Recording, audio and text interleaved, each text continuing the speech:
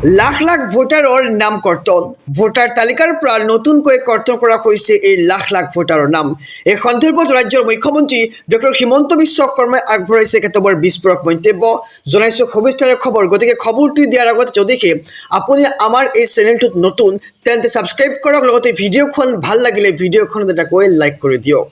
এছআৰৰ পিছত এইবাৰ অসমত হ'ব এছআইআৰ পুনৰ লাখ লাখ সন্দেহযুক্ত ভোটাৰৰ নাম কৰ্তন কৰা হ'ব আৰু অসমত এছআৰ প্ৰক্ৰিয়া সফলৰ পাছতে মুখ্যমন্ত্ৰী ডক্টৰ হিমন্ত বিশ্ব শৰ্মাৰ এই বৃহৎ ঘোষণা আৰু এছআইআৰৰ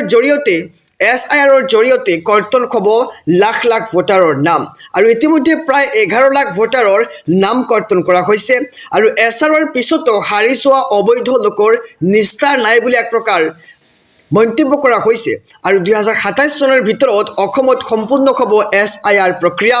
আৰু এছআৰৰ পিছত এইবাৰ অসমত হ'ব এছআইআৰ আৰু পুনৰ লাখ লাখ সন্দেহযুক্ত ভোটাৰৰ নাম কৰ্তন কৰা হ'ব আৰু এছআৰৰ পিছত এইবাৰ অসমত আহি আছে এছআইআৰ পুনৰ লাখ লাখ সন্দেহযুক্ত ভোটাৰৰ নাম কৰা হ'ব নাম কৰ্তন সমগ্ৰ ৰাজ্যবাসীৰ বাবে এটি খুবেই ডাঙৰ খবৰ মুখ্যমন্ত্ৰী ডক্টৰ হিমন্ত বিশ্ব শৰ্মাৰ বিৰুদ্ধে এইবাৰ এজাহাৰ দাখিল কৰিছে সংখ্যালঘুৰ ফালৰ পৰা এক ডাঙৰ খবৰ জনাইছো সমগ্ৰ ৰাজ্যবাসীক মুখ্যমন্ত্ৰী ডক্টৰ হিমন্ত বিশ্ব শৰ্মাৰ বিৰুদ্ধে এজাহাৰ দাখিল কৰিলে সংখ্যালঘু সংগঠনে মুখ্যমন্ত্ৰীয়ে সংবিধান বিৰোধী কাৰ্যত লিপ্ত হোৱাৰ অভিযোগ উত্থাপন কৰা হৈছে ভাৰতীয় নাগৰিকক অপমান কৰাৰ অভিযোগ মুখ্যমন্ত্ৰীগৰাকীৰ বিৰুদ্ধে আৰু মুখ্যমন্ত্ৰীয়ে সাম্প্ৰদায়িক ৰাজনীতি কৰাৰো অভিযোগ সংখ্যালঘুৰ দিছপুৰ থানাত এজাহাৰ দাখিল কৰিলে এইবাৰ মুছলিম ছাত্ৰ সন্থাই মুখ্যমন্ত্ৰীৰ বিৰুদ্ধে দাখিল কৰিলে এই এজাহাৰ আৰু মুখ্যমন্ত্ৰীৰ বিৰুদ্ধে এজাহাৰ দাখিল কৰিছে এইবাৰ সংখ্যালঘু দল সংগঠনে মুখ্যমন্ত্ৰীয়ে সংবিধান বিৰোধী কাৰ্যত লিপ্ত হোৱাৰ অভিযোগ উত্থাপন কৰা হৈছে ভাৰতীয় নাগৰিকক অপমান কৰাৰ অভিযোগ মুখ্যমন্ত্ৰীগৰাকীৰ বিৰুদ্ধে আৰু মুখ্যমন্ত্ৰীয়ে সাম্প্ৰদায়িক ৰাজনীতি কৰাৰ অভিযোগ সংখ্যালঘুৰ ৰাজনৈতিক প্ৰেক্ষাপটৰ এটি ডাঙৰ খবৰ কংগ্ৰেছৰ বৃহৎ জয়লাভ দক্ষিণাত্য আধিপত্য এইবাৰ কংগ্ৰেছৰ এক ডাঙৰ খবৰ জনাইছো সমগ্ৰ ৰাজ্যবাসীক কংগ্ৰেছৰ বৃহৎ জয়লাভ দেখিবলৈ পোৱা গৈছে বিধানসভা নিৰ্বাচনৰ পূৰ্বেই বিজেপিৰ মুখ থেকেছা আৰু কংগ্ৰেছৰ বৃহৎ জয়েৰে দক্ষিণাত্যত এবাৰ আধিপত্য কংগ্ৰেছৰ নগৰ নিগম নিৰ্বাচনত বিজেপিৰ মুখ থেকেছা দেখিবলৈ পোৱা গৈছে 1400ৰো অধিক ৱাৰ্ডত কংগ্ৰেছৰ শেষ সাক্ষী আৰু তেলেংগানাৰ নগৰ নিগম নিৰ্বাচনত শূন্য হ'ল এইবাৰ বিজেপি আৰু 715টা ৱাৰ্ডত জয়লাভ বিআৰএছৰ আৰু ইয়াৰ বিপৰীতে বিজেপিয়ে লাভ কৰে কেৱল 261টা ৱাৰ্ড আৰু অন্যহাতে অন্যান্য দলে লাভ কৰিছে 251খনকৈ আসন আৰু 116খন পৌৰসভাৰ 2582টা ৱাৰ্ডৰ ভিতৰত কংগ্ৰেছ শীৰ্ষত আছে আৰু কংগ্ৰেছৰ বৃহৎ জয়লাভ দেখিবলৈ পোৱা গৈছে বিধানসভা নিৰ্বাচনৰ পূৰ্বে এইবাৰ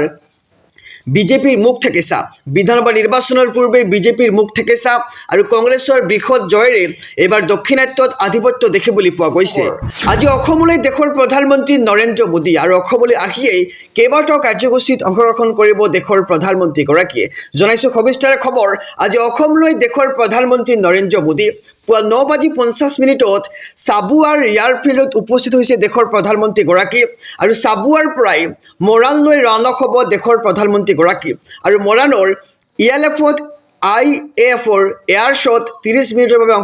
অংশ ল'ব মোদীয়ে আৰু মৰাণৰ এয়াৰ শ্বট ভাগ ল'ব 16খনকৈ বিমানে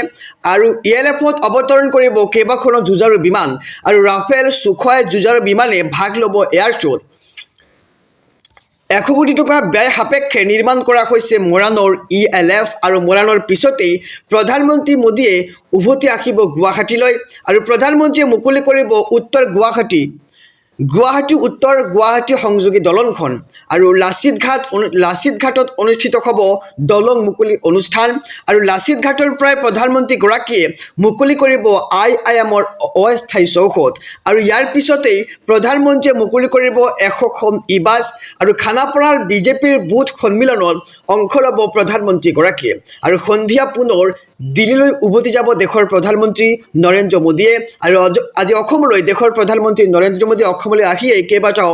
কাৰ্যসূচীত ভাগ ল'ব দেশৰ প্ৰধানমন্ত্ৰীগৰাকী জনাইছো ৰাজনৈতিক প্ৰেক্ষাপটৰ এটি ডাঙৰ খবৰ কংগ্ৰেছৰ মিত্ৰতাত খেলিমেলি বাতিল হ'ল ভূপেন বৰা অখিল গগৈ আৰু লুৰিণজ্যোতি গগৈৰ গুৰুত্বপূৰ্ণ বৈঠক এক ডাঙৰ খবৰ জনাইছো ৰাজনৈতিক প্ৰেক্ষাপটৰ বিৰোধী ঐক্যত এইবাৰ মৌখুম আঘাত দেখিবলৈ পোৱা গৈছে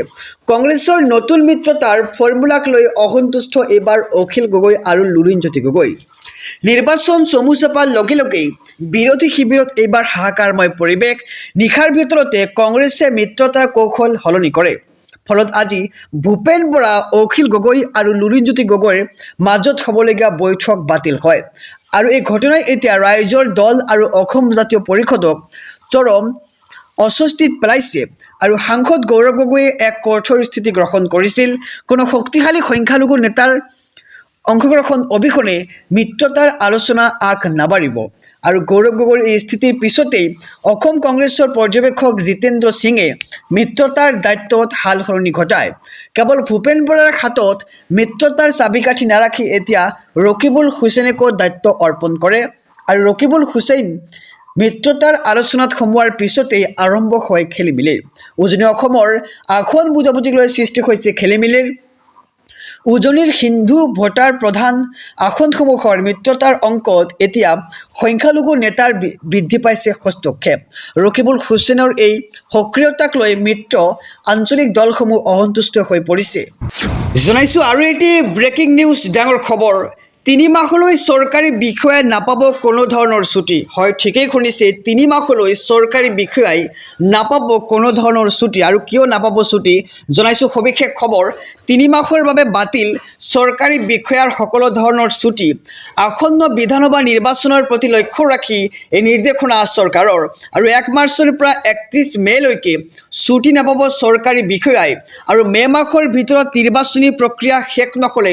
বাঢ়িব পাৰে এই ম্যাদ আৰু জৰুৰীকালীন পৰিস্থিতিৰ বাদে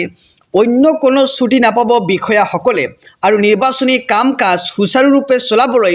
লোৱা হৈছে এই সিদ্ধান্ত আৰু 3 মাহৰ বাবে বাতিল চৰকাৰী বিষয়াৰ সকলো ধৰণৰ ছুটি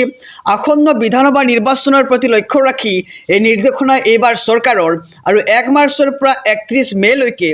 ছুটি নাপাব চৰকাৰী কোনো বিষয়াই আৰু মে মাহৰ ভিতৰত নিৰ্বাচনী প্ৰক্ৰিয়া শেষ নহলে বাঢ়িব পাৰে এই ম্যাদ জনাইছো আৰু এটি ব্ৰেকিং নিউজ ডাঙৰ খবৰ জুবিন গাৰ্গৰ পৰা লাখ লাখ টকা লুটিছিল 2 দেশৰক্ষীয়ে আৰু মহাপ্ৰতাৰক নন্দেশ্বৰ বৰা আৰু পৰেশ বৈশ্য এক ডাঙৰ খবৰ জনাইছো সমগ্ৰ ৰাজ্যবাসীক জুবিনৰ লগত থাকি জুবিনৰ বুকুত কামুৰিছিল 2 দেশৰক্ষী নন্দেশ্বৰ বৰা আৰু পৰেশ বৈশ্যৰ বিৰুদ্ধে ভয়ংকৰ অভিযোগ উত্থাপিত হৈছে জুবিন গাৰ্গৰ সৈতে প্ৰবঞ্চনা কৰিছিল নন্দেশ্বৰ বৰা আৰু পৰেশ বৈশ্য 2018 বৰ্ষৰ মাৰ্চৰ পৰা জুবিনৰ দেশৰক্ষী হিচাপে কাম কৰিছিল নন্দেশ্বৰ বৰা আৰু 2018 পৰা 2025 বৰ্ষলৈ নন্দেশ্বৰৰ একাউণ্টত জমা হৈছিল 45,30,133 টকা আৰু নন্দেশ্বৰৰ চৰকাৰী দৰমহা 220% অতিৰিক্ত ধন জমা হৈছিল একাউণ্টত আৰু ইয়াৰে 4,12,400 টকা নগাঁও ঘৰৰ পৰা আত্মীয় বেংকত জমা কৰিছিল আৰু 1,35,351 টকা কৃষাণু দাসে জমা কৰিছিল নন্দেশ্বৰৰ একাউণ্টত আৰু 3,33,400 টকা জমা কৰিছিল মৃদুপন পাঠকে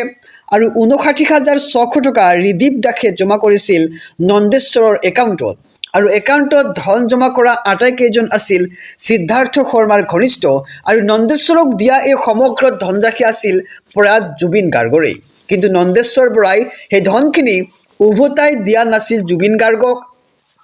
আৰু জুবিনৰ ধন আত্মসাৎ কৰিছিল নন্দেশ্বৰ বৰাই একেদৰে পৰেশ বৈশ্যৰ বেংক একাউণ্টতো খেলিমেলিৰ তথ্য পাইছিল 2022 পৰা 2025 চনলৈ পৰেশ বৈশ্যৰ একাউণ্টত জমা হৈছিল 36,93,339 টকা আৰু ইয়াৰে 15 লাখ টকা ঋণৰ নামত লৈছিল পৰেশ বৈশ্যই আনহাতে 18 লাখ টকা সুইপ ক্ৰেডিট হৈছিল পৰেশ বৈশ্যৰ একাউণ্টত আৰু এই সকলো তথ্য আদালতত দাখিল কৰিছে SIT